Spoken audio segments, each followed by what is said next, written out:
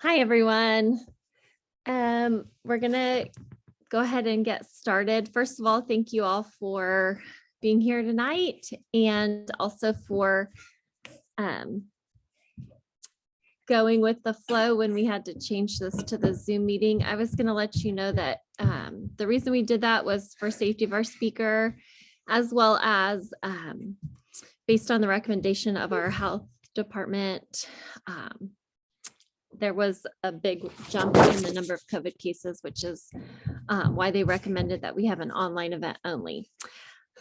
I'd like to thank our sponsors, McPeak Optometry, Brown County United, and the Morrill Public Library here in Hiawatha. We are very excited to welcome our speaker this evening. I have enjoyed getting to chat with Phil twice since organizing this event. He's a wealth of knowledge, and I'm so excited to hear his presentation this evening.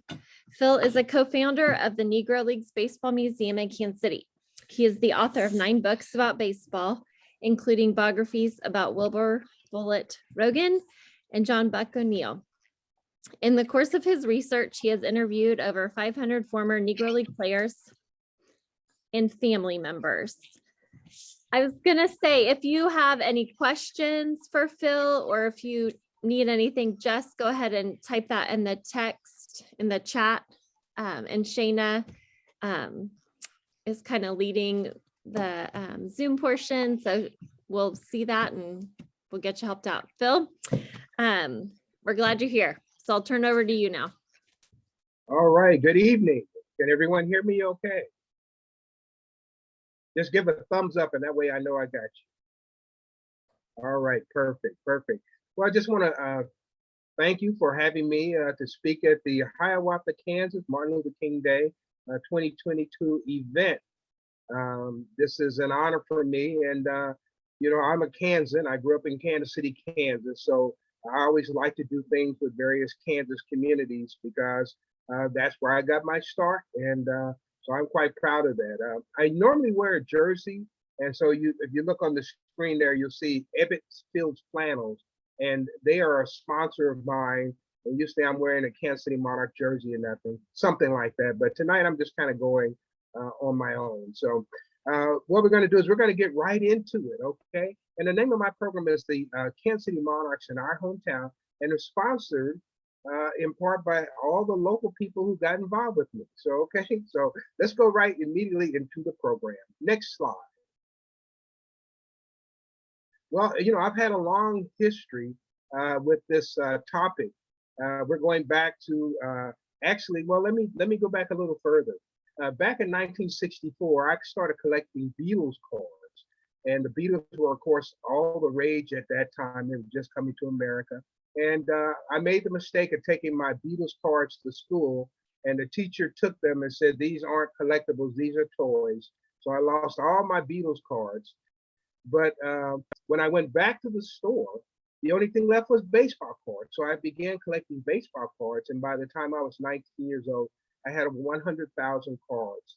In fact, the first article ever done about me was done about my collecting baseball cards, not about anything else.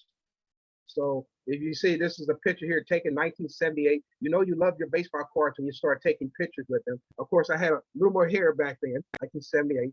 And also, I played baseball as well. And during that time, my favorite baseball player was Dick Allen.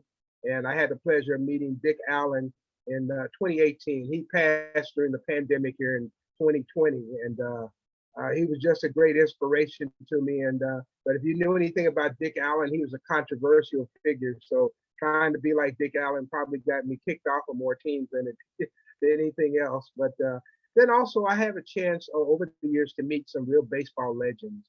And down in 1985, this is me sitting with James Cool Papa Bell. And he was a veteran Negro League player. He was in his 80s at that time. And the story of Cool Papa Bell was they said he was so fast, he could turn out the lights and get in the bed before the room got dark. So I have a good legacy, and I've been able to cover a lot of bases using a little baseball metaphor there with this topic. So we'll go to the next slide. And, you know, when I talk about baseball, most people these days aren't baseball fans like they were when I was a kid. I saw people with transistor radios out in front of their house, and they would have sometime in Kansas City, you could get the Cardinals and the Royals, and they would have two radios on at the same time.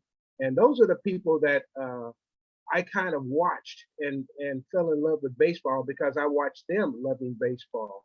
And but most people, without them realizing, baseball has really seeped into our culture. And so even if you don't know anything about baseball, the nicknames are names that you probably heard. So if I was to say Mickey, you would probably say Mantle. Or how about if I was to say Babe, you would probably say Ruth. If I was to say Shoeless, you would probably say Joe Jackson. And if I was to say Pee Wee, you would probably say Reese. I was at an event where it was an 80-year-old lady. She said Herman.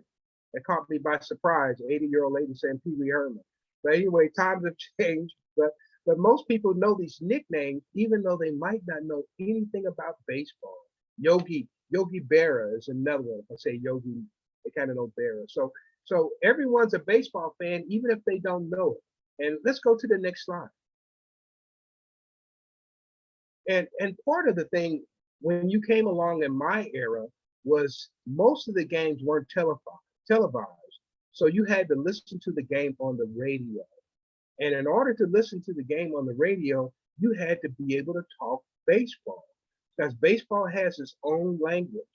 And we had to learn that language. Now, what's happening now is the next generation, the young people of today, they're not learning this language. So they don't listen to the baseball games on the radio the same way we did a generation ago, because now for them it's more visual. They don't know these terms. But there's some baseball terms that every fan should know. And these are just a few that I have: beanball, batted around, solo home run, bullpen, cleanup batter, farm system pennant. One that catches even some of the veteran baseball people off guard is when I say a cup of coffee. And a cup of coffee simply is a baseball player who maybe they were in the league, maybe a National American League for maybe a week, maybe sometime a day or two. And so they would say they had a cup of coffee in the big leagues. But these are all terms that you need to know if you're going to listen to baseball, especially on the radio. And so I try to tell the old veterans to continue to talk this kind of baseball language to the kids, because they don't know this language. And when I go out to schools, these are some of the terms that I run past those kids, and they've never heard these terms before. I know I was listening to the Kansas City Royals, and I was listening to Denny Matthews, and he was describing a play. He said that play went 5-4-3. And I said, how many kids actually know what he's talking about? And because they don't know how to score a game, and they've never seen this before. And so they don't know that each position has a number. So there's still a lot of teaching to be going on. So try in your spare time, run some of these terms past your grandkids, and or if you're a teacher, run these terms past your students in your school, and you'll be surprised at how much they don't know and how much you can teach them. So we'll go to the next slide. Also, a lot of baseball idioms have made their way into our American language. So even though you're not a baseball fan, you don't watch the games or anything like that, these are all parts of language that are now in our culture. So, if someone say, hey, someone hit a home run in business, basically it means to succeed at something. Or a ballpark figure, how about that one? An estimate or a guess. Strike out, failing to give your best effort. Or touch base. I want to touch base with you later on, and comes from baseball. And then to take responsibility for something, step up to the plate.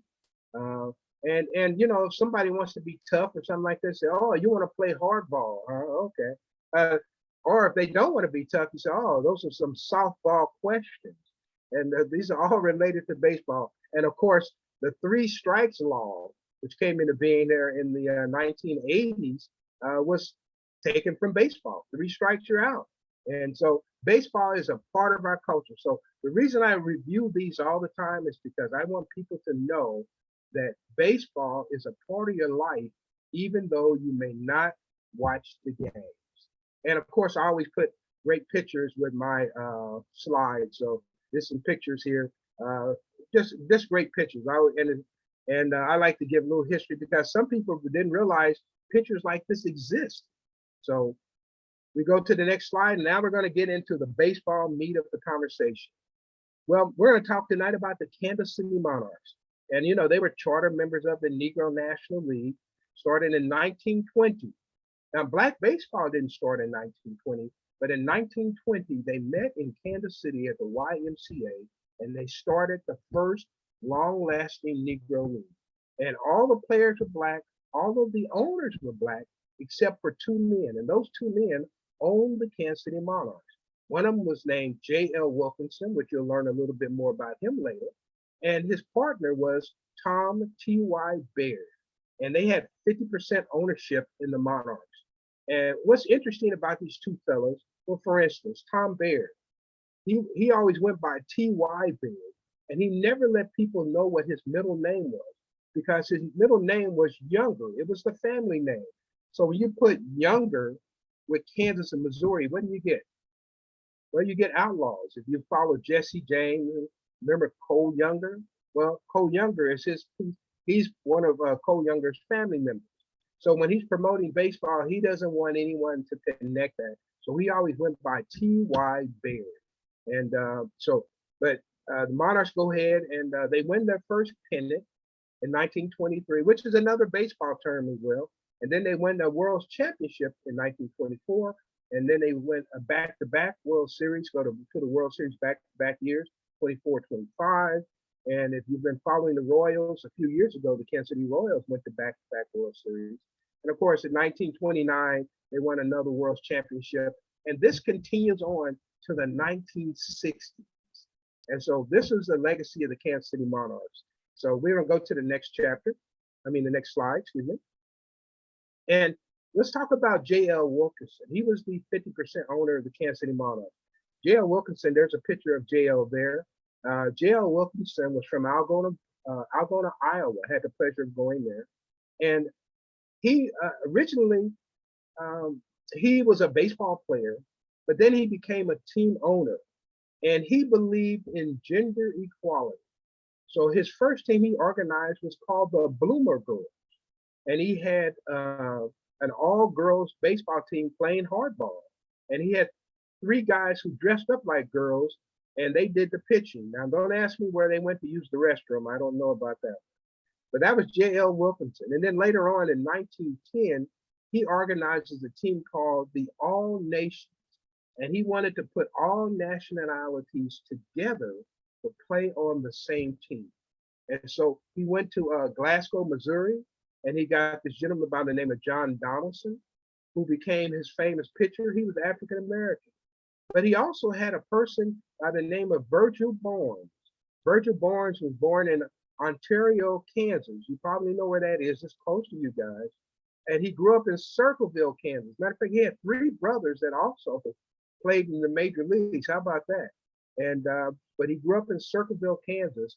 And most people don't talk about Virgil Barnes playing with the All Nations, but he definitely was the white player on the All Nations. And of course, the first ever Japanese professional baseball player played for J.L. Wilkinson in 1914. So this gentleman has a great legacy, and he has a couple of legacies that extend into our modern day. So we'll go to the next slide. Now, one of them is bus travel. In 1926, he purchased a bus, and he becomes the first ever entertainment to travel the country by bus. And that had never happened before. Somebody had to do it first. And if you ever travel, especially as much as I do when we're not in the COVID, and I see baseball teams, basketball teams, football teams, everybody, musicians, you name it, they are traveling by bus. But someone started it all, and it was J.L. Wilkinson in 1926. So he was a pioneer of bus travel. This is their original bus that they had there, purchased from a company in St. Louis. And then also in 1930, he introduced night baseball. And it actually started in 1929. Haskell Indian College put lights in their football field there in Lawrence, Kansas. And J.L. Wilkinson watched these football games. And at the end of the baseball season, he took his team down there to see if the lights would work for baseball. So they hit fly balls, they took ground balls, they did everything you would do under the lights. And he realized that this could work. So in 1930, he launched touring night baseball where he had four trucks and they could pull into town and they could play night baseball. It saved baseball during the Depression. And this is one of the early pictures here in 1930. I might also mention that Van Johnson, the president of the American League, said that night baseball will never last.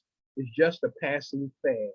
And J.L. Wilkinson said that lights will be to baseball what talkies are to movies. And the movies had just started talking in 1926 with Al Jolson's The Jazz Singer. So we know who was correct on that. It was J.L. Wilkinson.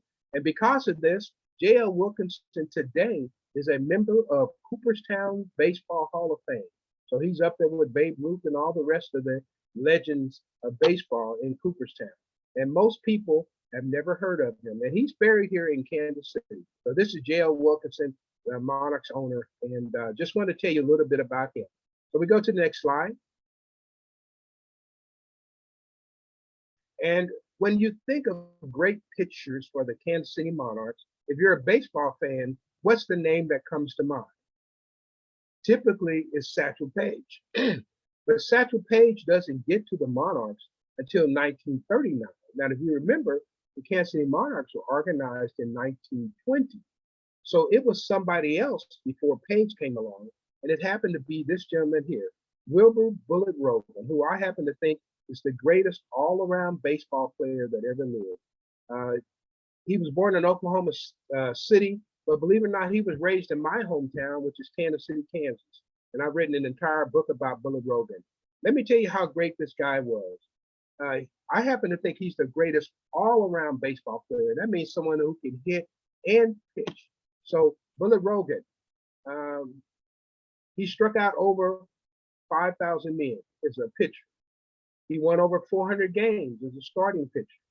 In addition to that, he hit over 400 home runs. Now, Babe Ruth hit 714 home runs, which is much more. But how about this one? Bullet Rogan could run the 100-yard dash in less than 10 seconds. Now, somebody knows Babe Ruth couldn't do that. You ever seen a picture of Babe Ruth? But this gentleman here was the star pitcher of the Kansas City Monarchs. And everywhere the Kansas City Monarchs went, they wanted to see Bullet Rogan. And so you can't talk about the Kansas City Monarchs before 1939 without talking about Wilbur Bullet Rogan. Just a great athlete. And how about this? Not only did he do all those other things, but he also drove the bus. How about that? So that's Wilbur Bullet Rogan. And of course, he married a farm girl from Cocker City, Kansas, who grew up in Hugo, Colorado. And I like to show this picture, and I always like to think I would hate to be sitting behind her in church. So we go to the next slide.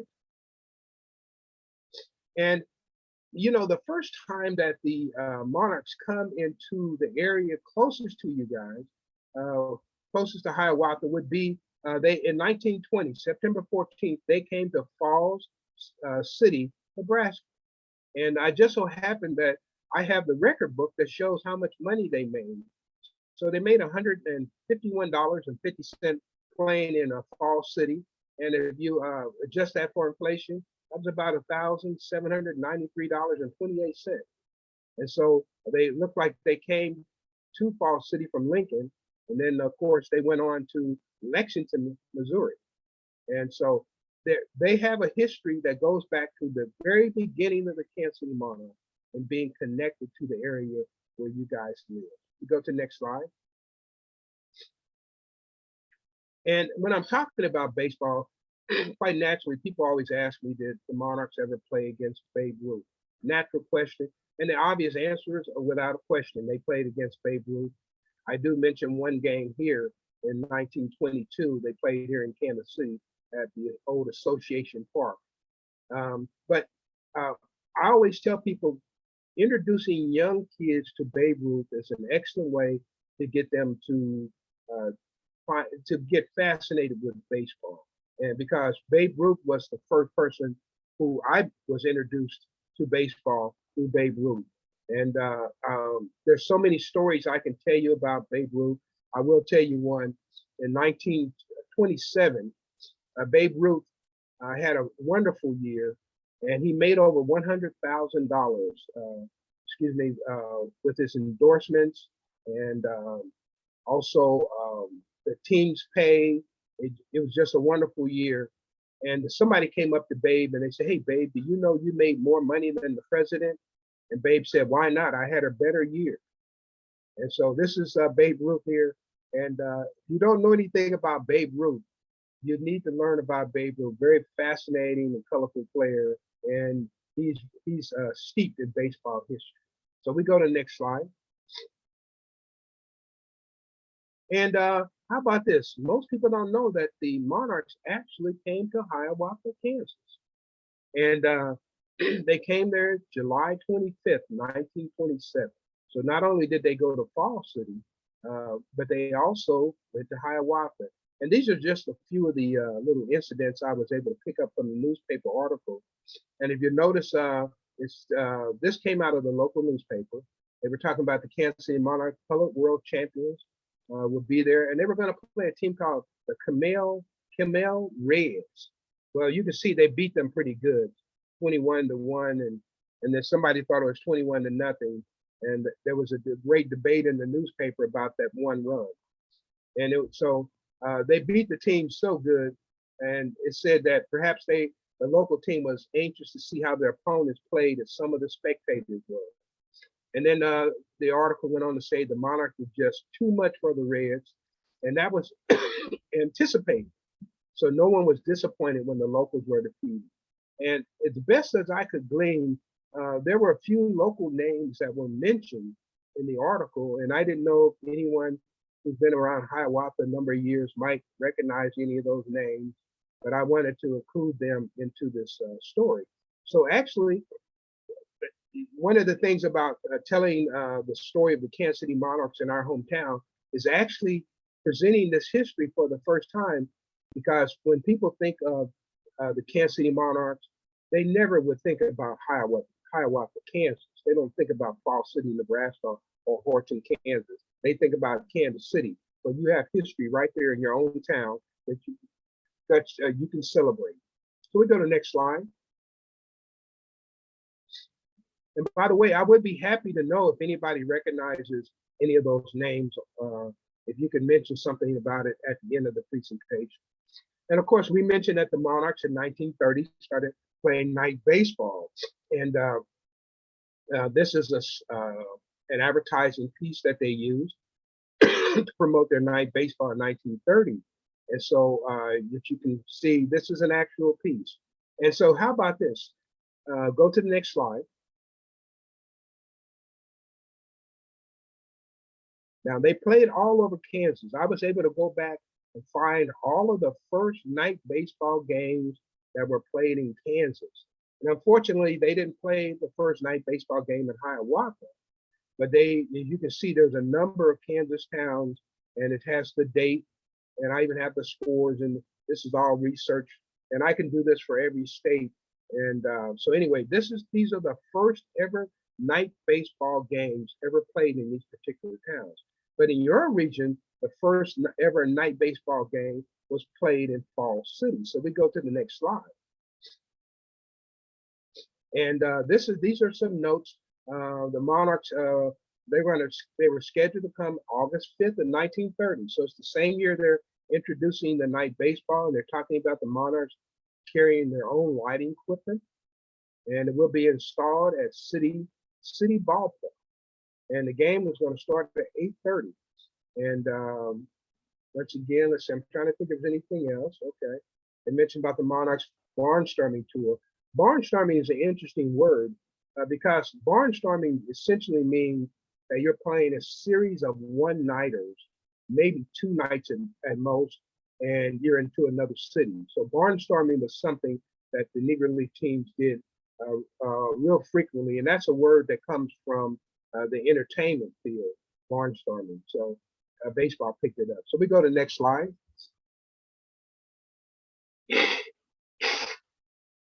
Okay. And these are some more notes from the Fall City Journal. And they were carrying on an extensive advertising campaign in neighboring towns. So I imagine that Hiawatha was one of those towns that got information about the night baseball game that was going to be played in Falls City. And let's see. And then the T.Y. Baird, once again, now here's T.Y. Baird. This is the first picture you've seen of T.Y. Baird here with his wife. That's him on his wedding day, by the way. He warned the local chamber secretary that the utmost should be done in caring for the crowds, since the night games have proven exceedingly popular in every section of the country. And this is the lead up to the game. So we can keep going. Next slide.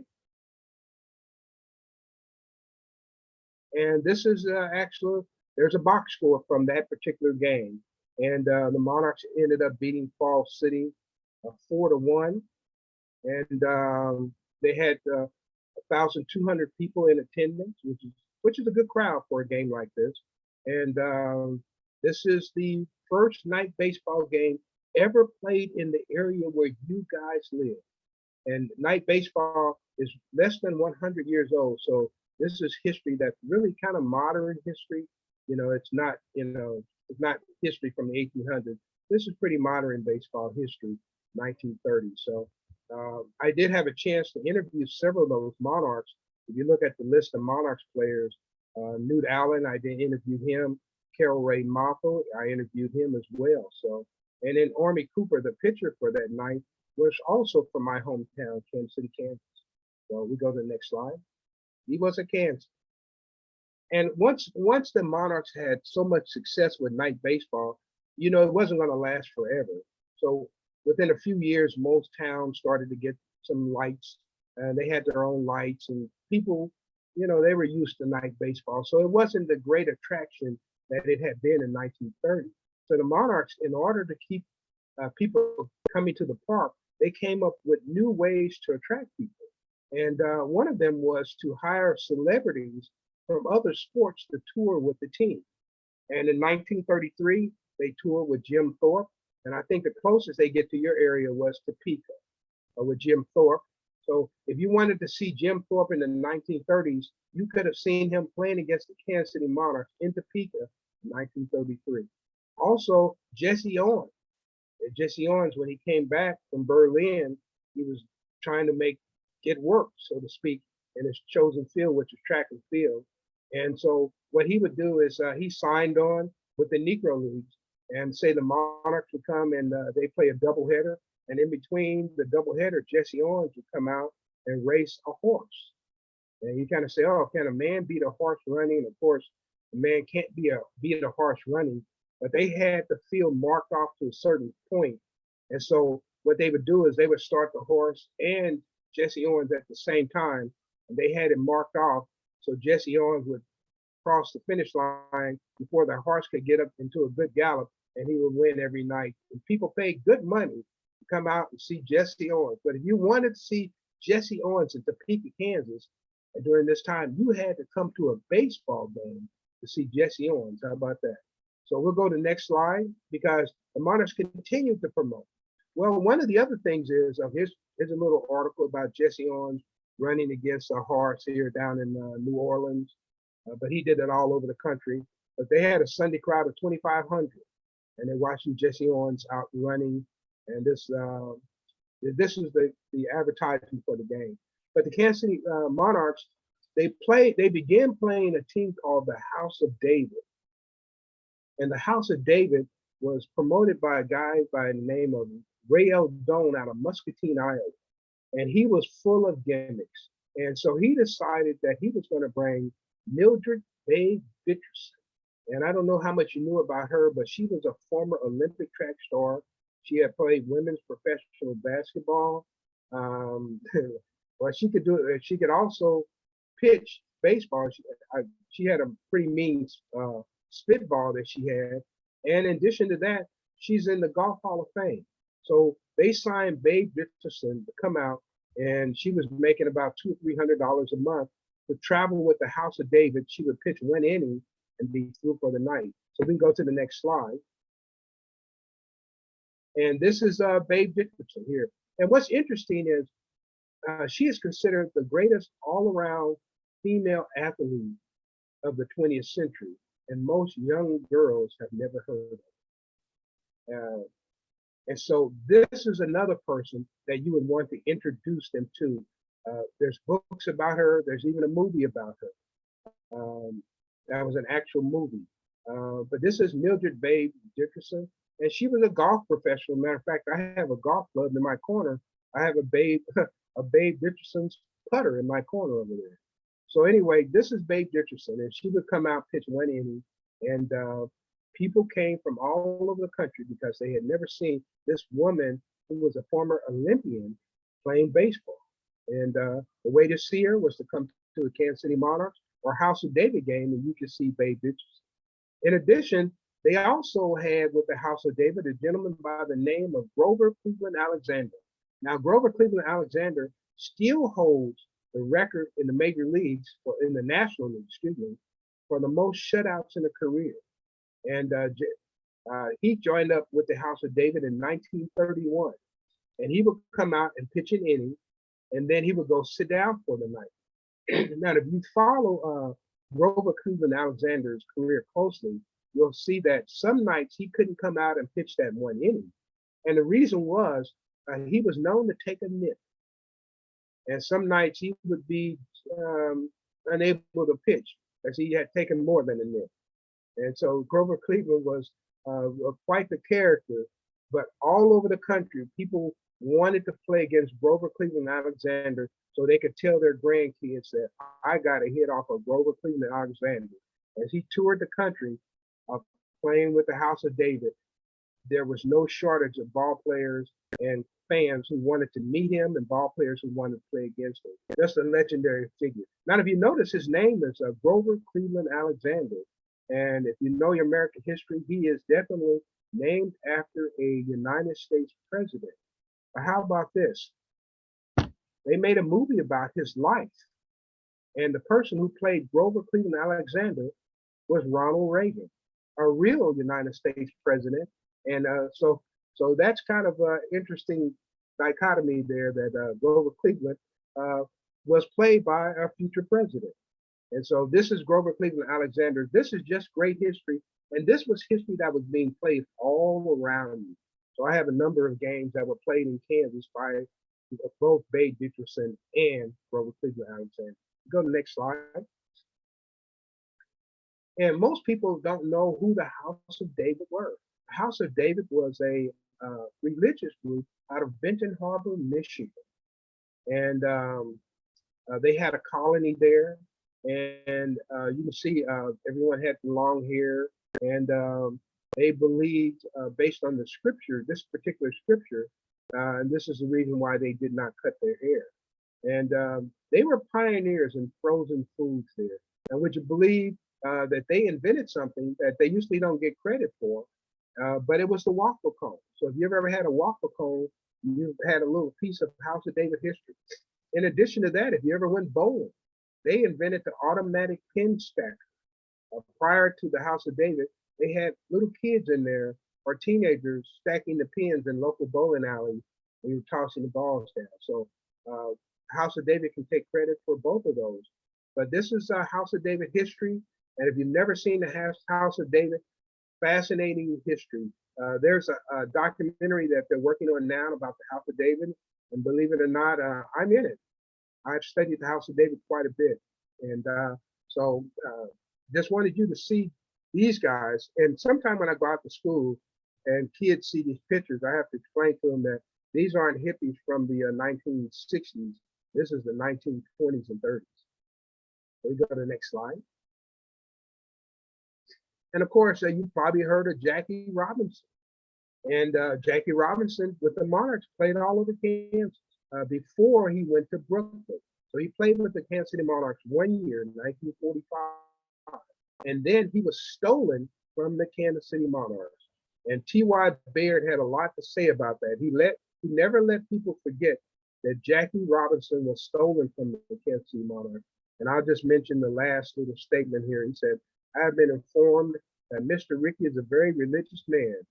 If such is true, it appears that his religion runs toward the almighty dollar, as he never paid one cent for Jackie Robinson. So Jackie Robinson was a member of the Kansas City Monarchs, and he did play in the state of Kansas. So when you think about Jackie Robinson, rarely do you think about Kansas. You think about Brooklyn, you think about the Dodgers, but he was a Kansas City Monarch first. We go to the next slide. And if you think about, if you're a baseball fan and you've been following the racial progress of the game from the 1940s, then most everybody's heard that Jackie Robinson was the first modern day Black player in the major leagues. And then if I ask who was the second, some people would say Larry Doby. Who's forgotten is the third and fourth player. And the third and fourth player were Willard Brown and Hank Thompson, both from the Kansas City Monarchs. So out of the first four Black players to go to the major leagues, the first four, three of them were from the Kansas City Monarchs. And a lot of people don't know that. What's interesting about Willard Brown and Hank Thompson is that they go together. You can see them here signing with the last place St. Louis Browns, signing together. And so when you go with a teammate, now you have someone you can talk with, a trusted first person that's with you that you can talk with. And so Willard Brown gets up there, and they're with the St. Louis Browns. J.L. Wilkerson and Tom Baird say, hey, you don't need to take anything. They have everything you need. Just take your glove and your shoes, and then you'll be okay. So they go up to the big leagues, and Willard Brown goes out to take batting practice. He says, where are your bats? And they said, well, all the bats we have are here in this rack. He said, well, I don't have one that I can use. They said, what kind of bat do you use? He said, I use a 40-ounce bat. They said, well, we never order those that big. And so he went and sat next to Hank Thompson. He said, no wonder they're in last place. Anyway, he did borrow a bat. And it was a 32, 34-ounce bat. And he got it out the rack. He went out and he hit the first home run by an African-American in the American League. It wasn't Larry Doby, it was Willard Brown. And when he came and touched home plate, a player ran out of the dugout because he realized that he had used his bat. And it was a white player. And so he said, give me my bat. So he took the bat, and then he went into the dugout and he slammed it on the wall until it broke. And then Willard Brown went and sat next to Hank Thompson. He said, can you imagine? These are going to be our teammates. And so it was a struggle for those guys who were the early pioneers coming into the game of baseball, which had a legacy of racism.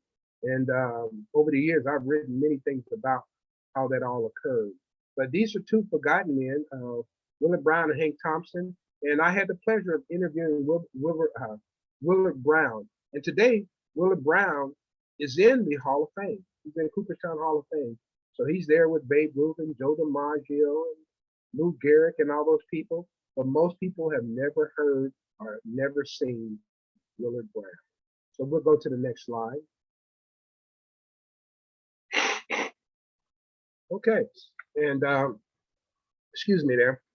So generally I can't end a program without talking about Dizzy Dean or Satchel Paige.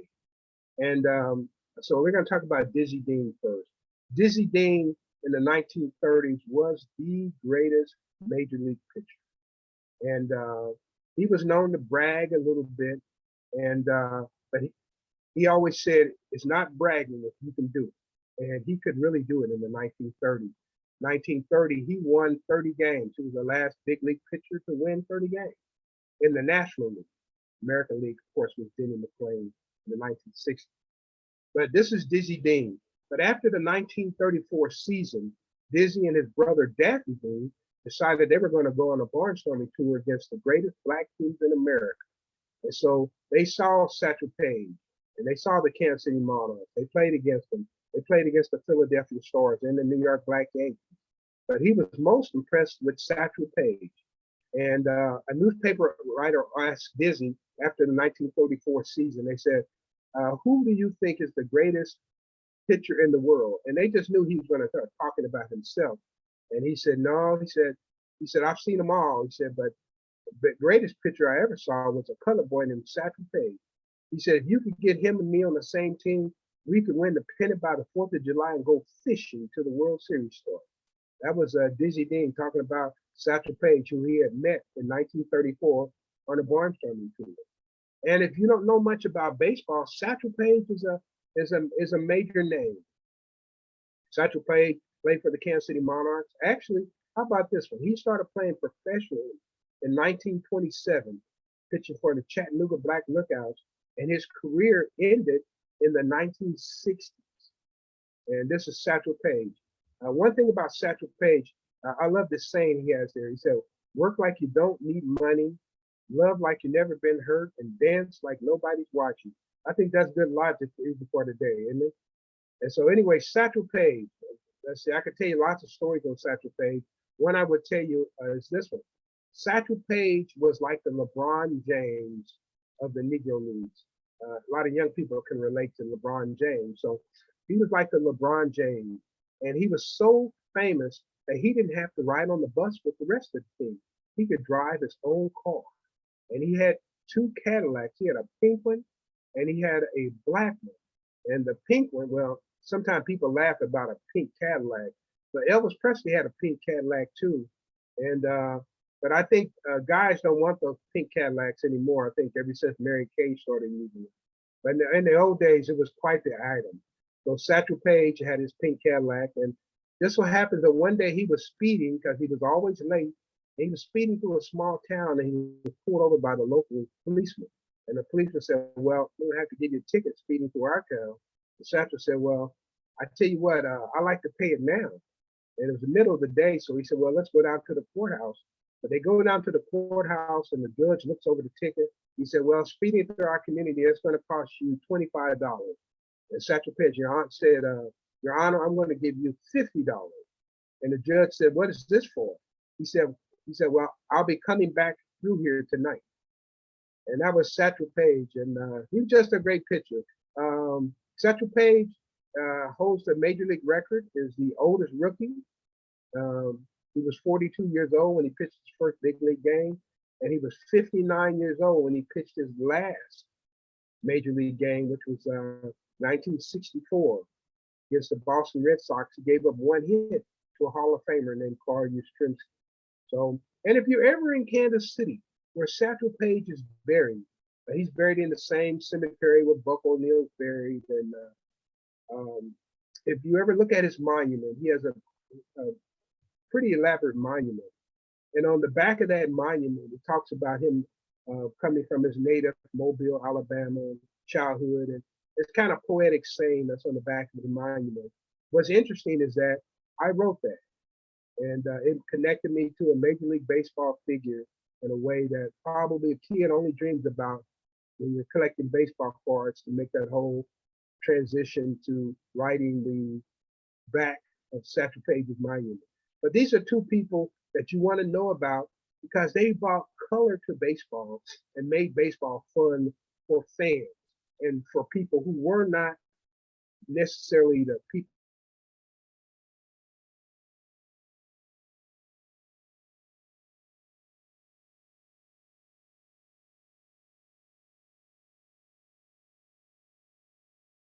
who for us today. So we go next slide. And so that kind of concludes a little bit of what we've done tonight. And so I want to see if there's any questions that someone might have, and I'll try to keep the answers as brief as possible so we can get as many as we can.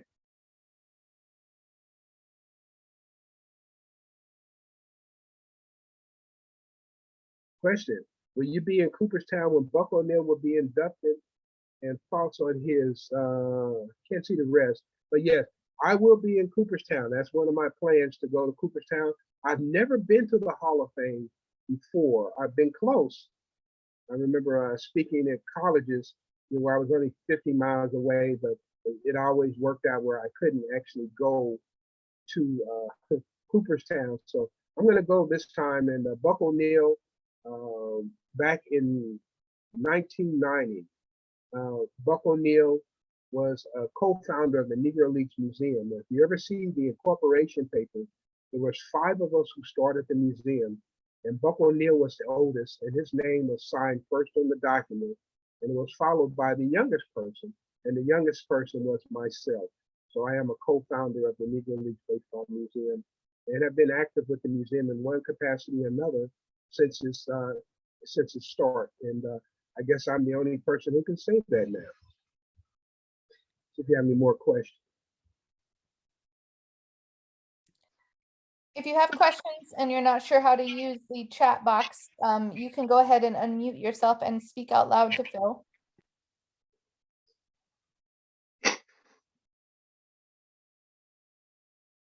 Okay, there's another one.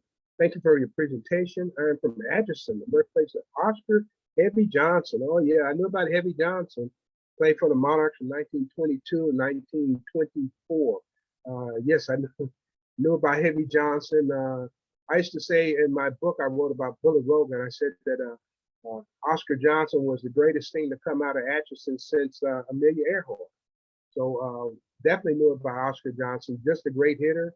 And I think that's, I was reading something that there's a mural that was recently done on him. I don't know if it's finished now, a mural there in Atchison. And I've had the pleasure of speaking in Atchison at least twice. So it's always a good city to go to, and good history there, good history. Matter of fact, Heavy Johnson also married a girl from Atchison as well. Okay, here's another Hall of Fame. Oh, okay. Somebody wants to know about the Negro League Hall of Fame. Okay. Well, the Negro League actually is not a Hall of Fame. It's a museum. When we originally started the Negro Leagues Museum, there was some talk about making it the Hall of Fame, but we didn't want to distract from players getting into the Cooperstown Hall of Fame. So we ended up naming it the Negro Leagues Museum, not a Hall of Fame. But for some people, it's the only Hall of Fame they'll probably ever have. So there's lots of pictures there, and I'll even extend this out. If you ever come to Kansas City, and if you'll email me or give me a call before, if I'm in town, I'll be happy to give you a tour to the museum. And occasionally people have taken me up on that. I said that to a group in Humboldt, Kansas, and believe it or not, a lady ended up bringing a bus and 30 people. So we had a great time. So yeah, I'll be happy to give you a tour. But it's a wonderful museum. And if you love baseball, it's there. And, you know, also, not only is the baseball history simultaneously given, it's also delivered with civil rights history as well. So you can kind of see how the country develops right along with the baseball. So, and then I did see another question there from Laura. I think it said Laura. Let's see.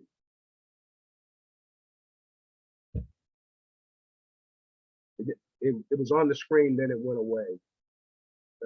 It says, from your slide, it looked like Willard and Hank were signed and then released within a week. Not quite a week, but it was a short period. And the reason why, they said that they didn't have big league quality and they weren't big league players. Well, unfortunately, Willie Brown went on to be more than a big league player. He's in the Hall of Fame today. And Hank Thompson, by 1951, he's on the world champion New York Giants. So the Browns, who were in last place, they made a bad call on that one. They needed those guys more than they were willing to say. So, and by the way, if you don't follow how teams move around, the St. Louis Browns then are today the Baltimore Orioles.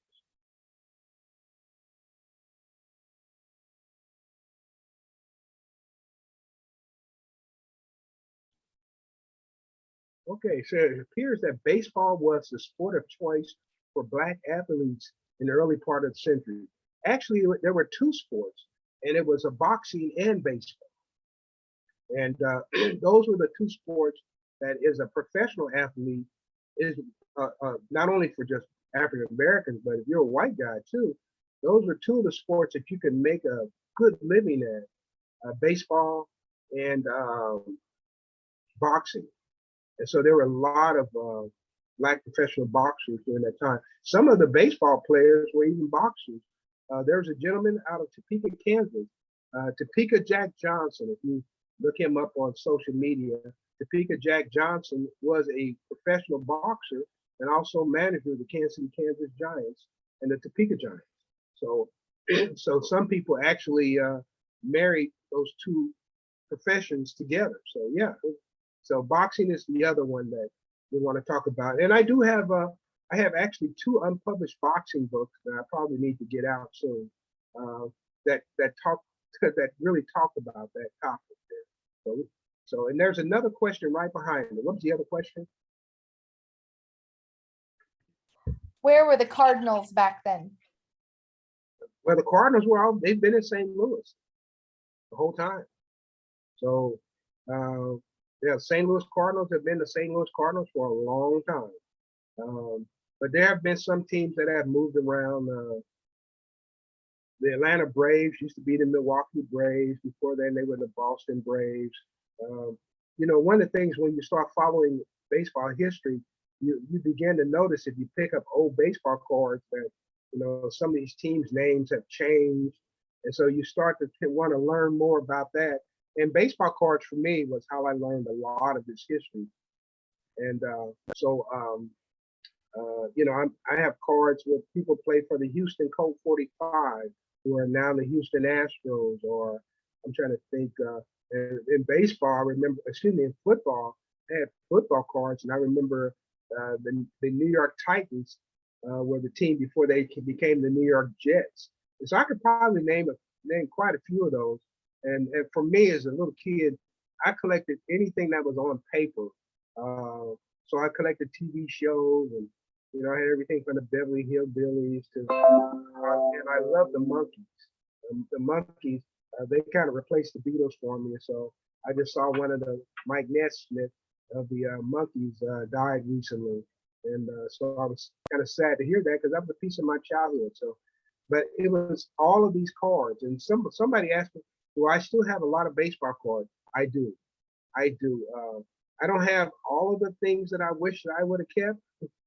Over the years, I sold things, and you know, you're talking about 40 years. Sometimes if there was a picture I wanted, sometimes I would trade things and sell things, and you know. So, but I still have a pretty good collection.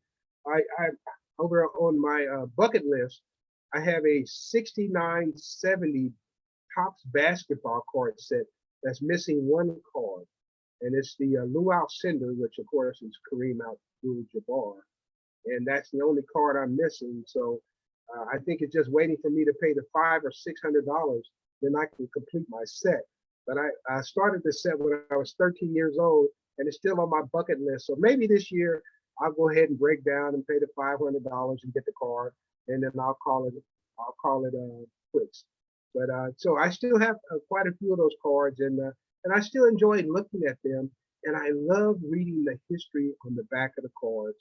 And for me, not only was it baseball history, but that's where I learned the names of these various towns and how to pronounce them.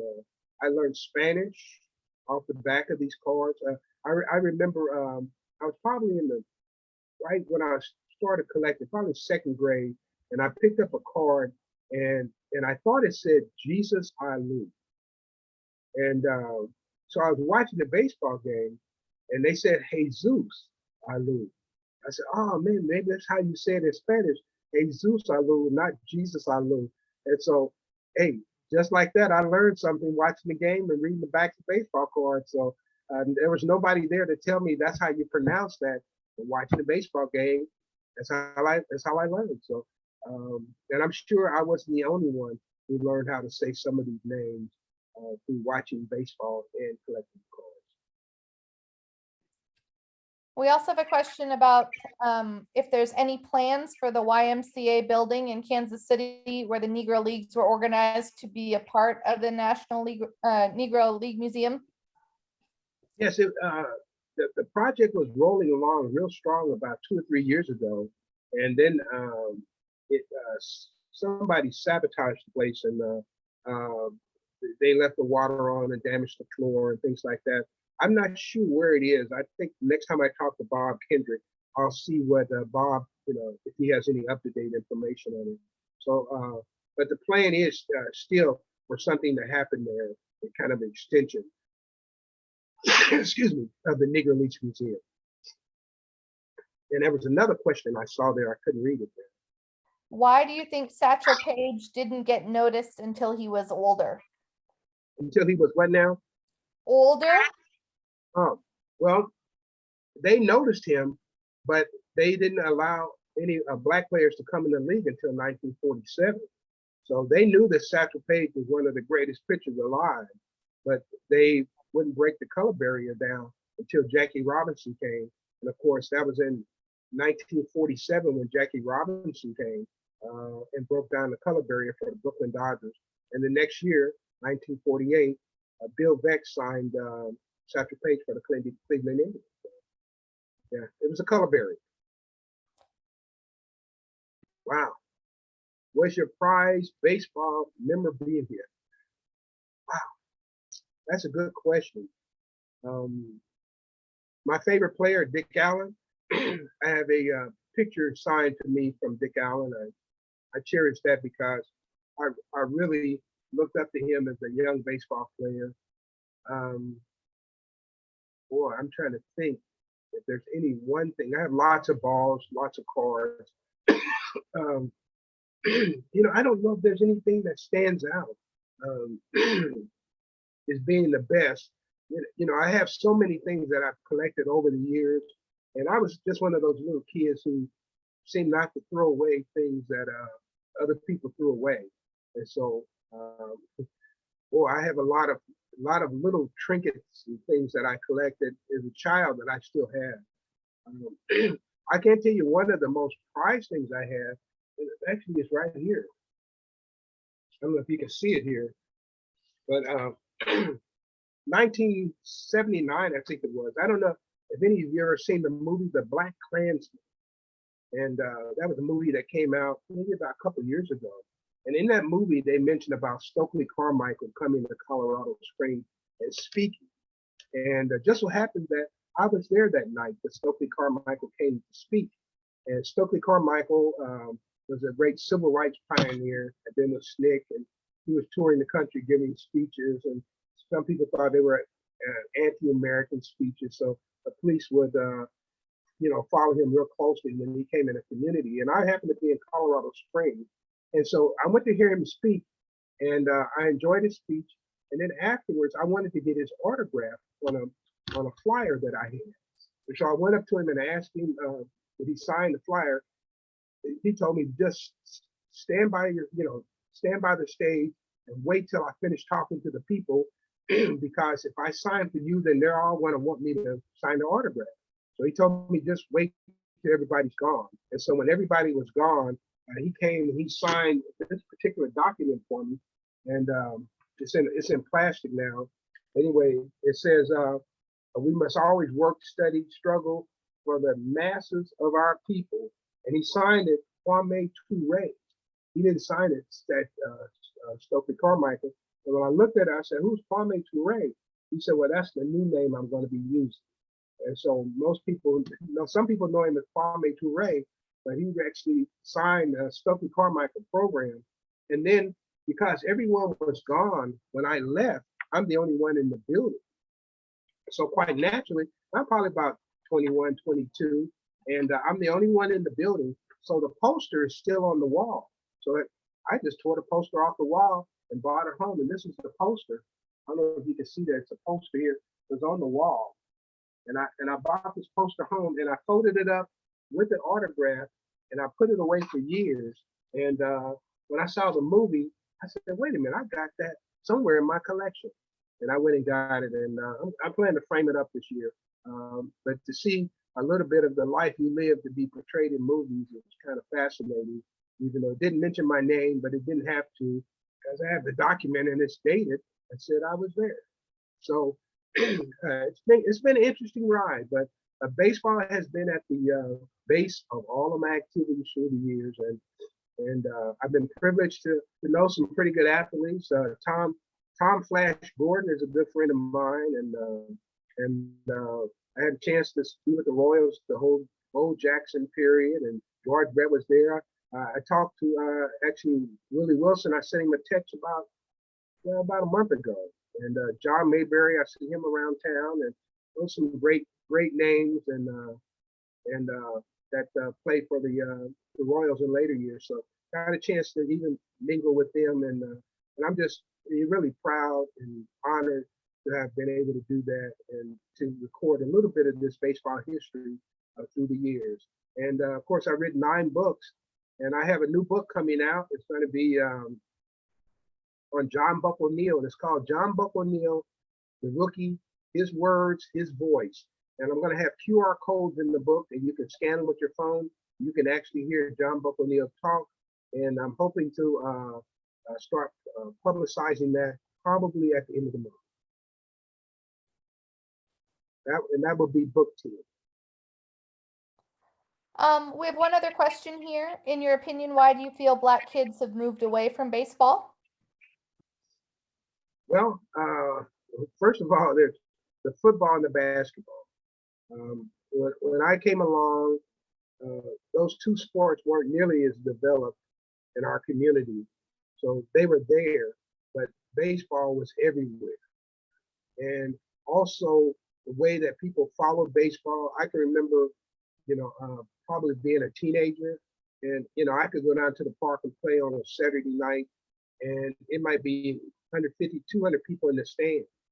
And this is, right there in the community. And you're playing under the lights, which is always special because you're a little kid. You're just dreaming of the day you could play under those lights, like the men are playing and the older guys. But it drew great crowds. And so now those crowds, they don't come to baseball games. It seems like baseball is kind of like not the glory sport. And so there's a lot of these athletes who could be playing baseball, but they're choosing to go to basketball and especially football as well. You get beat up a lot in football and basketball. You're a sharp guy. You better be awfully good. But baseball is still another option. And I coached baseball for 30 years, so I saw a lot of good players over the years. The best baseball player that I had that went on to greater heights was a guy by the name of Daryl Stuckey. He ended up playing baseball, great baseball player. But KU came along in his junior year and said, hey, we want you to play football for KU. And he did, and he got drafted and ended up playing for the Chargers, never played baseball again. So I think his story is real common.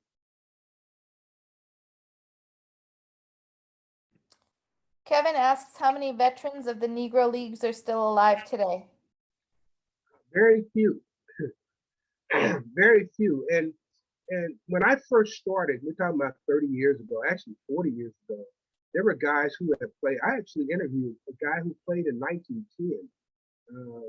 So there were guys who played during the period where there was no integration through the 20s, the 30s, the 40s. And so now the guys who are in their 80s were guys who were playing in the 1960s or the late 1950s. And that was kind of different kind of ball player because the leagues were not as organized. So they're playing on black teams, but it wasn't the Negro National League or the Negro American League like it was in the 30s and the 40s before integration. So the guys you're going to interview now that are in their 80s, these are guys who are going to play in the late 50s and the 60s. So just a whole different experience. So not many Negro leaguers left at all. So if you want to know their history, hopefully, you can get people like who have books like mine who interview them. John Hallway was another one. John's 90 now, but he wrote a couple of books that did great interviews back in the 70s. Jim Riley had a few books. I think Jim Riley's had a stroke now, so he doesn't do much. So I guess I'm one of the old timers that are still out there from 40 years ago. And so I'm still kicking, praise God, right? So got a cold tonight, but otherwise I'm still out here and looking for the day that I can get back and do a little touring. So I'm scheduled to be in Minneapolis on this coming Saturday. So between COVID and the weather's going to be okay, which you always take a chance on Minnesota weather when you appear there in January. And but don't know if it's going to happen. We're in day-to-day conversation, but I'm still out here telling the story, and there's still great stories to tell. And one thing that's a little different for me than some other people is that I actually met these people, and so I'm not talking about things I just read in books.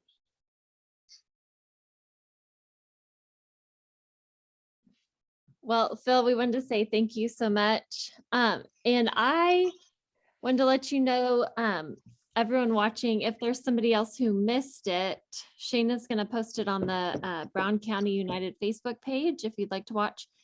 And Phil, if you'll let us know if there's some press that you're doing for your book, I could share it and maybe we could come see you in Kansas City. Yeah, So, and who knows, I may come see you in Hiawatha one of these days, because I'm all around you with the Kansas Humanities, and sometime I just do different things for different reasons. I went to a town called McCracken, Kansas, and McCracken, Kansas had 135 people, but I was coming back from Colorado, and I didn't want to drive all the way from Colorado nonstop to Kansas City. I was at a library conference, and I said, hey, if anybody wants me to stop by, I'll stop by. And I stopped in McCracken, Kansas, and turned out to be the best thing. Only about, I think maybe had 175 people in the whole town, and about 135 came to my event. But there was one guy who came, and he had actually played against the Kansas City Monarchs. And so we took a few pictures, and we had a good little conversation. And so I left. I did my presentation. I left. It was a fun time. But then one day I'm watching the Royals baseball network, and someone called me and they said, "Hey, they had a rain delay and they have a picture of you in there with some guy." I said, "Who's the guy?" And I'm forgetting his name right now. But he said when he mentioned the name, I said, "Yeah, I know that guy. He was in McCracken, Kansas." And so they had me on the Royals radio network because it was his birthday. It was me and him in a picture. So I got more mileage out of going to a town that had 175 people in it than I got from going to, a much larger city. So I don't bypass anybody. So hopefully I'll get a chance to come and visit everybody in Hiawatha and shake a few hands. And I guess we can shake hands in the future, right? So that would be great. well, thank you so much. We appreciate it. Take care. We hope you get to Minneapolis and have a good weather and no germs. Yeah, we'll see what happens. Everything's up. I was worried about the weather more, but now, you never know, right? Yeah, well, thank you so much. Thank you, everyone. It's been an honor to talk with you today, and I'm going to make sure that I share this broadcast. Awesome. Take care, everybody. Thank you.